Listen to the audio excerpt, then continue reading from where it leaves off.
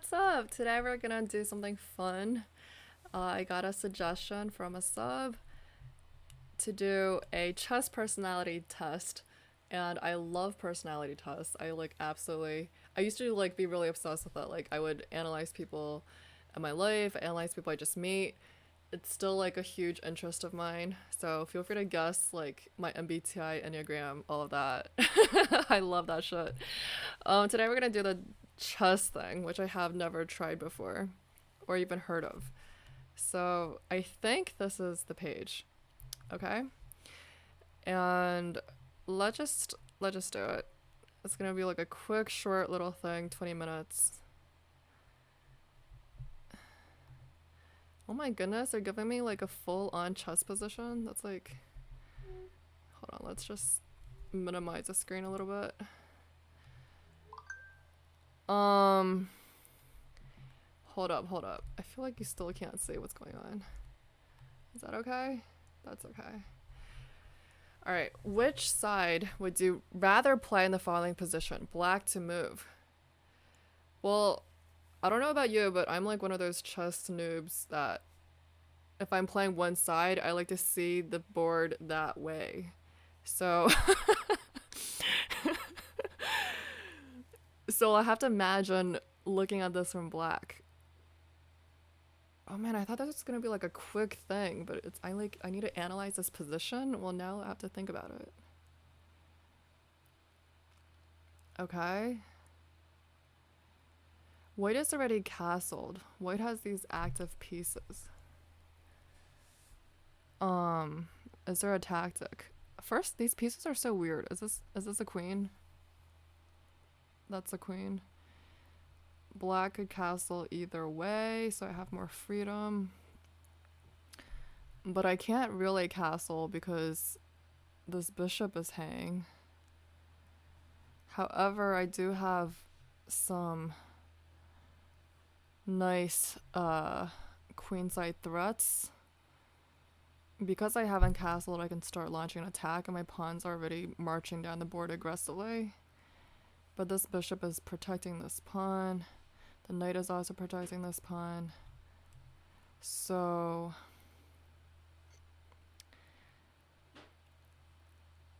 even though this attack is coming, I guess this pawn is hanging.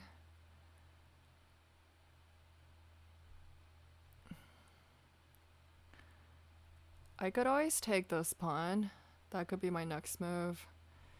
Then I target this pawn as well. They could always march this pawn up the board.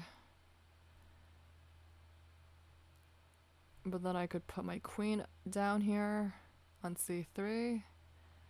Am I like taking this way too seriously? Is this supposed to be like just do the gut instinct?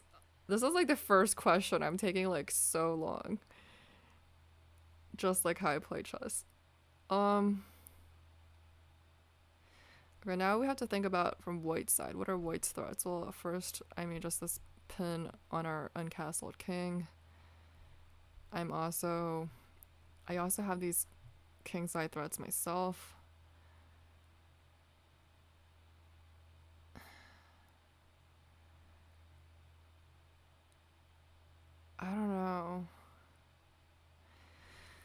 I don't know. Maybe I don't know. I don't like either position, honestly. I don't like this. I don't like this question. This is such a chess test. It's like it forces me to think, even in a freaking personality test. Oh my goodness. Um, I'm gonna go with black just because it's black's move. I don't know. Okay. Two, when you play in tournaments, do you usually score with consistent results? That's not me. So let's just I'm the latter. Or do you often perform on extremes, either really well or really poorly? Definitely extremes. Extremely inconsistent. I can beat like sometimes when I'm really sharp. I have beaten just casual brag. I have beaten a master in an unrated game, like a friendly game. So I guess I shouldn't brag, but that's like I think if I play really well. But then my floor is like so low, like I can lose against people who are rated like 1,000 points lower than me. So okay, which best describes how you think about this position in the Sveshnikov Sicilian? First, white is doing good. Off, F. Did I just? No, go back. Did we just skip 2 questions? How do we go back? We have to go back. Damn. Do we have to start over? Oh my god. At least hopefully those 2 questions we can just answer quickly. Shit. Sorry. Uh-oh, technical error. Technical difficulties.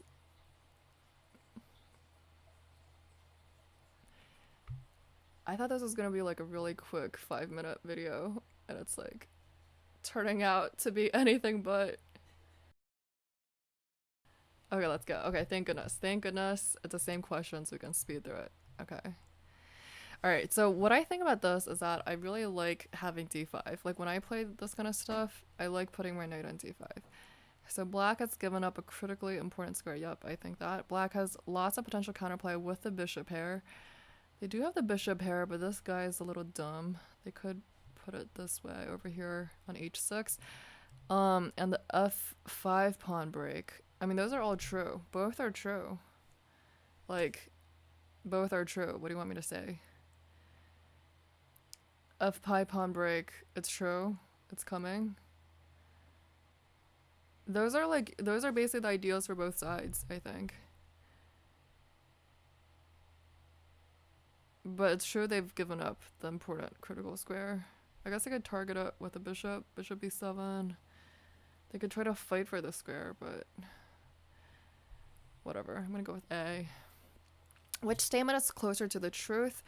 A, I bring my best game when facing... F, mother. It just skipped again. I'm so sorry. I'm gonna have to like... Let's just try... I'm gonna try really hard not to click on the wrong thing this time.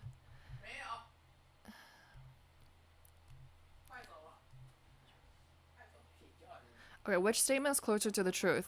I bring my best game when facing opponents I dislike. And B, I don't really notice my opponent.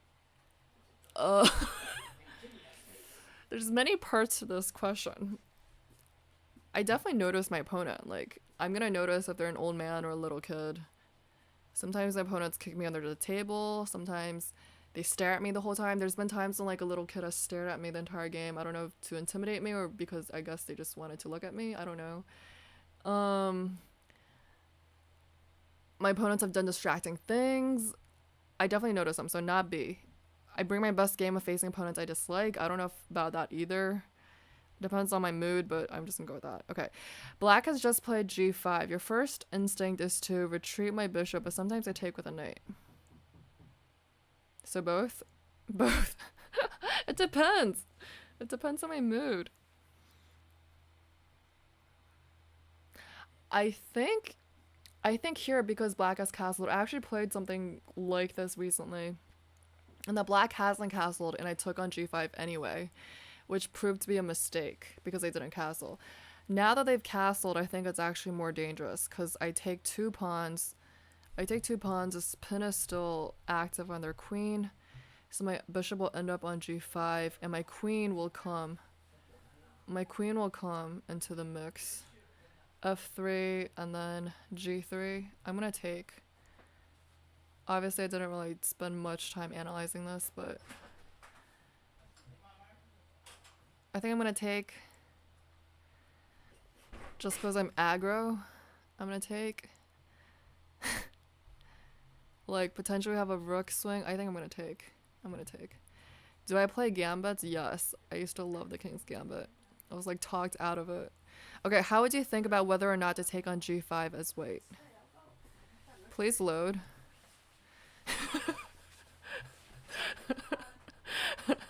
This video will be a major fail if I have to take it 4 times. Okay. How would you think about whether or not to take on g5 as white? Isn't this the same position? This is the exact same thing we just looked at, just our reasoning. Okay, I would evaluate the placement of the pieces to decide if the attack seemed promising. Okay, I did do that, right? I kind of did that. I looked at the rook, I looked at my queen, okay? I would calculate several variations to decide if white's attack is strong enough. I don't think I really calculated. So I think I'm more of an A. I guess that's more of an instinctual player. Like this bishop, this rook, it just looks good. I open up the king. I don't think I actually calculated, right? You don't hear me going off on any lines. So A. Under serious time pressure, you guys know this, you're more likely to lose my shit. Move pieces aimlessly. I don't think I did that. I think I just missed tactics. I still think I try to play with purpose. Which of these ideas do you prefer for white? Please load. I hope we still got some of the questions we got earlier, though, because those were interesting.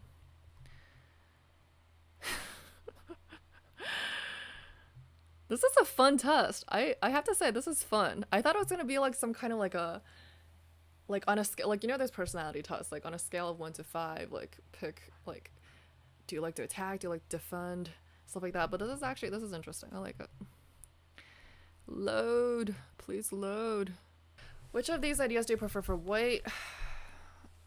Okay, without even looking at the choices, I'm going to first look at the options and see what I would play. Okay, so one option is to trade. But I don't want to trade. So we have a bunch of pieces geared up nicely on the king side. I think the plan should be to attack, right? But is there even an attack? This knight defends e5. So are we ready to push it though? Well, if we push, they take, we launch a knight here. Queen under attack.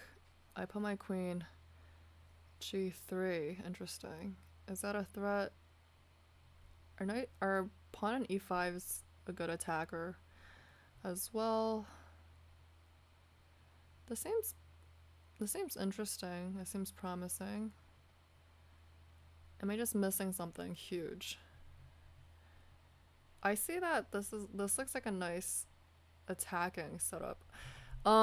Way to trade bishops and put a strong knight on d4. Okay, positional chess, which will prevent any counterplay from black, doubling rooks on the c file. Oh, I should have looked at black's plans too. Like, I looked at white's plans, I should look at black's plans. Okay, so good. So the rook is already here, the other rook is coming. Okay. By defending c2. So that's a very defensive mindset, I suppose. Maybe Kramnik will play like this, prophylactically. Nimzovich might play like this. Okay, white should push d4. Ooh, I didn't think about that. But now that I think about it, I like it. Temporarily misplacing black's dark squared bishop and then start an attack on the king side with f5, baby, where the black king sits alone. Yes. You already know how I think. Screw black's counterplay. We're coming in. Although I think I would be a much better chess player. Like, I would have a plus 300 point elo if I thought about option A more. Okay, 10. You start the game out with 1 d4. Would you rather your opponent play d5 or f5? The Dutch? D5 because I don't really know the Dutch. Simple. Also, I'm not a d4 player. I have played d4 in the past, but now that I know more about e4, I like e4. Okay. 11. You have been ahead of pawn for most of the game. But after tough resistance from your opponent, you have only 5 minutes left in this position. That's still a lot of time. Should you play on or offer your opponent a draw? Well, how much time does my opponent have? I need to know that, right? It can't be like 5 against 30. Like, that's insane. Like, what are we playing here? I'm gonna keep pushing for a win, I think.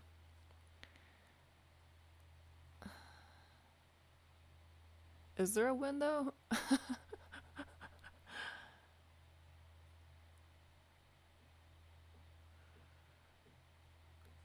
I don't know. Endgames are also not really my strong suit, I think. I might just blunder this on time. I might offer a draw. It depends. It really depends how much time, but I'm assuming it means that my opponent has more time than me. This outside passer is also kind of dangerous, honestly. So it's not like we have all the trumps just because we have a pawn. I might offer a draw. I don't know. Most of the time, I would push for a win. Like, I've been offered draws that I've declined, and then I went on to lose. Like, that's happened more times than I can count. So, I actually don't know. It's a toss.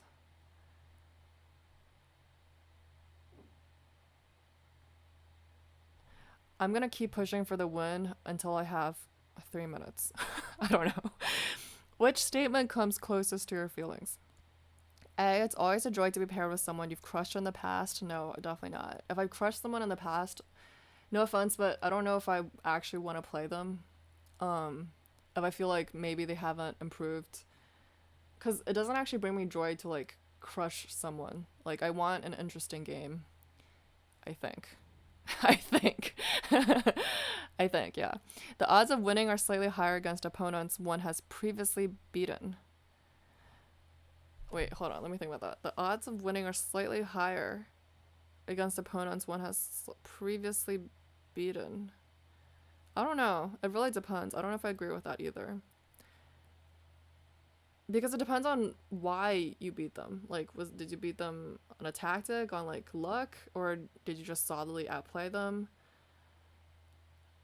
I'm gonna say B, but I don't really agree either. Okay. 13, with plenty of time in your clock, what would you do in this position? Load, baby. I have terrible posture right now. Need to have better posture. Okay. I loaded. Let's look. I'm gonna evaluate first myself. I'm assuming we're white.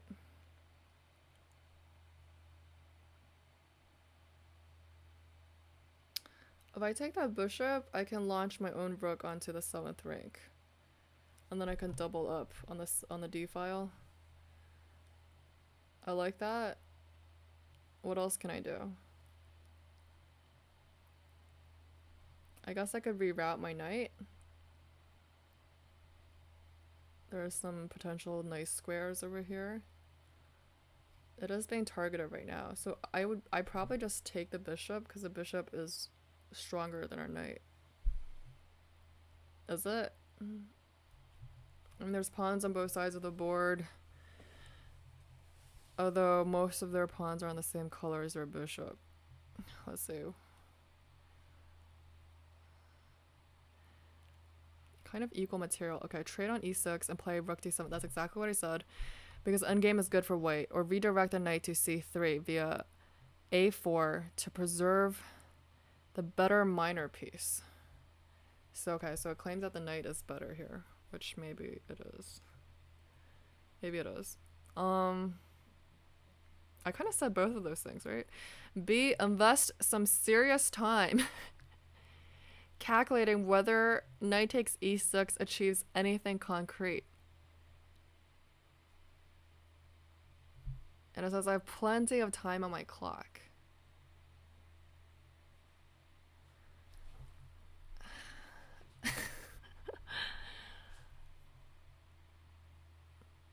Well, now it's making me calculate if I have anything concrete.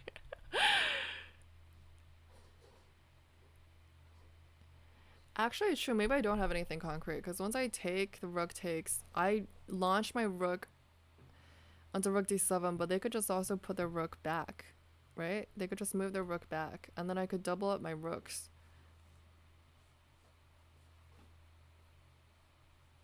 You know what? I still think that's good. I still think it's good. I'm gonna go with A. What do you think of the famous saying, chess is 99% tactics? I disagree. It's not, it can't be 99. Like 99 is just too extreme. There's like so much more. There's strategy, there's time management. I think it's attitude. Attitude and psychology actually takes so much. I'd say even 30%. Like over the board. There's a reason why humans don't play like engines and shouldn't be expected to. It's like chess is much, much more than just calculation, than just the pure best move. It has to be so much about attitude and stamina. The athleticism of chess is something that I really struggle with because I'm not a born athlete. I never really played sports. I like being active now, but like when I was little, like like physical education was my weak suit in school. Like I suffered.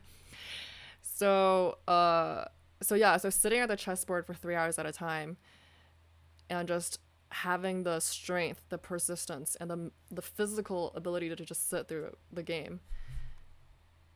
So basically, I disagree. That was long-winded, but I disagree. Is actually like tremendously underrated, I think. If you ever play tournaments, you just know what I'm talking about. It's like it takes some serious stamina to just play chess a whole day. Like you just feel like you're dying. Okay, how do you feel about this wild gambit line for black? White to move. Oh, it's white to move. I was like, do I take their queen? White to move. Wild gambit line for black. Hold on, what am I even trying to do here?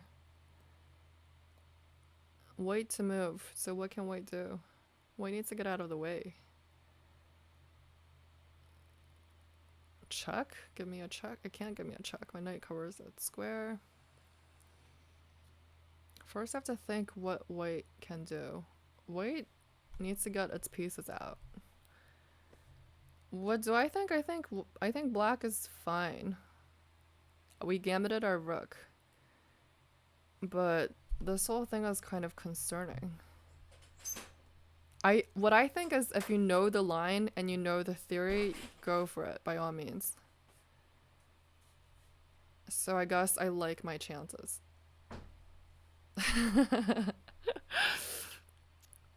Again, I didn't calculate this out, but I guess queen could come here. Basically, I would never play this myself, but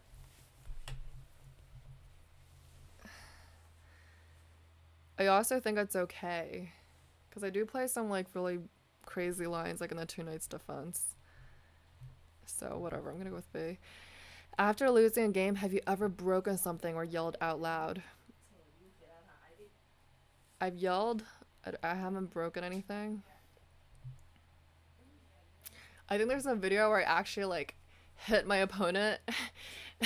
It's like okay because we're friends, I guess. We're friendly. So I just know him pretty well, so I actually like punched my opponent.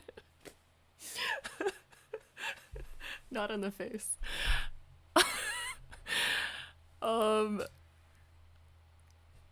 Yes.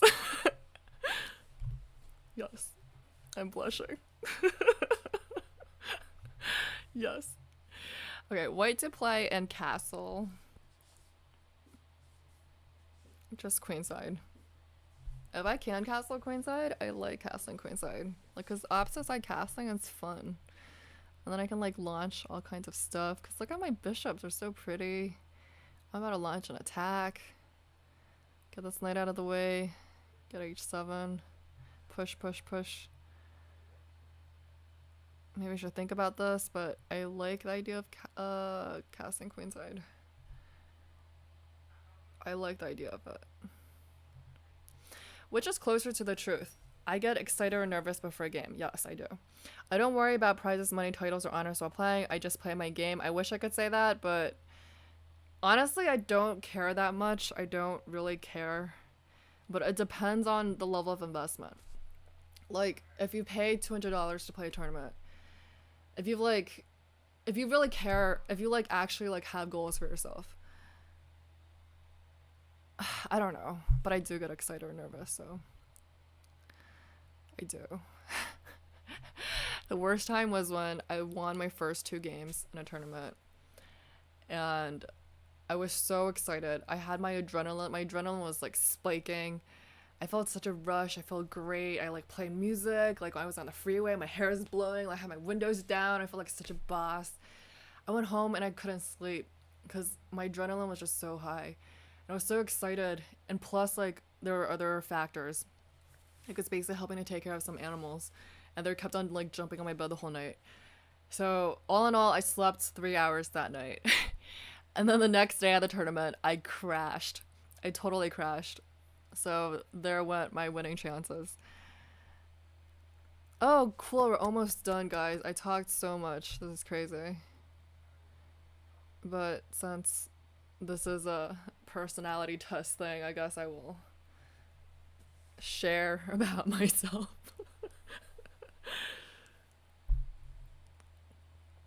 Load! And really, we took this test like 3.5 times because, like, because we kept on having technical difficulties. I mean, just looking at these options, consider the strengths and weaknesses of black's position and decide where my pieces feel best. Versus, I would calculate some line for white to see how strong various possibilities are.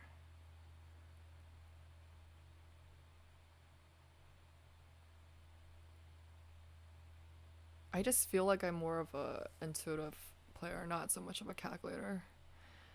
But sometimes I do like calculating just to train that part of my brain.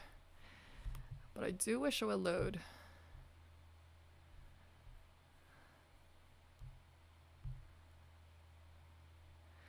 So that tournament I was talking about, I actually ended up, what was my final score? Was it 4 out of 6? Yeah, one of those games, my last game on the second day, my opponent I actually was winning, and then I was so tired, I like ended up just equalizing. They equalized. So then they offered me a draw. And then I started to have less time on the clock, but I still refused to draw because I was like, you know the mentality when you've been winning the whole time? It's really, really hard to want to draw, like acquiesce to a draw when you've been winning. So I just didn't want to give it up, even though I was low on time. And then I ended up losing. So that definitely happens a lot. If you haven't played a tournament, I would recommend you to do so. Because there's something about over-the-board chess that's like very different than online chess. All right, you know what? It's not loading, so am I just going to pick one? I'm just going to pick A. Okay, which is harder for you to do? Identify my advantages and building a plan. I think I'm okay doing that. Trade a good position for a strong attack. Oof, I don't know about that. Because I feel like the two are interlinked. An attack has to be built on the foundation of a position. Wait, hold on. Is that true? I guess if it works out tactically, trade a good position for a strong attack. Maybe this, maybe B, because it's hard to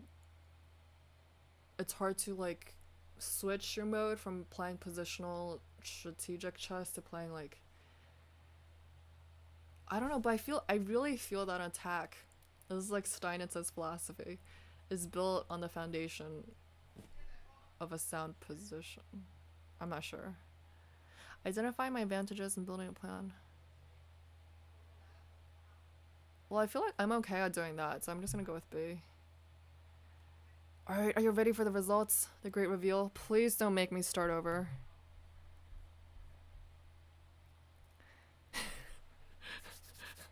I clicked on it 5 times. Uh-oh. Uh-oh. No, no, no. Please. Please work. It's been half an hour, man. Ooh, I got the same as Victor Korchnoi. I haven't really analyzed any of his games, so can you see this? This is what I got. The escape artist. I don't know. Okay. Escape artists like quiet positional play, but somehow seem to end up in tense, nerve-wracking, and sharp struggles. That sounds like me. That sounds like what I've been doing the past 20 days. Why does this happen? Because the escape artist, by threatening to grind his opponent down in quiet positional ways, forces his opponent to counterattack, sacrifice, and take risks. The escape artist often doesn't prevent his opponent's attack, but actually welcomes it and entices it. I don't know about that. Then the complications and danger begin, and the escape artist's phenomenal calculating power comes to the forefront. I think that's too much. I don't know if I agree with that.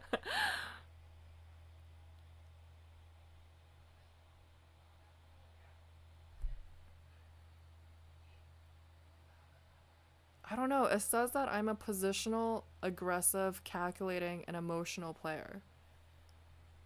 But I feel like a lot of the questions I answered, I was more intuitive. I think I'm more aggressive. Maybe I am more positional. I don't know. Do you agree? What are you? These are the results. This is Korchnoi. Can you see this? Alright, I'm an escape artist. What are you guys? I just read all of that. But, damn, I'm so sorry. Oh, it finally loaded, man. It finally loaded. But in a bad way. Hold on. This is what I see, man. Ugh, my computer is failing me. All right. Thanks for watching, and I will see you soon. Adios.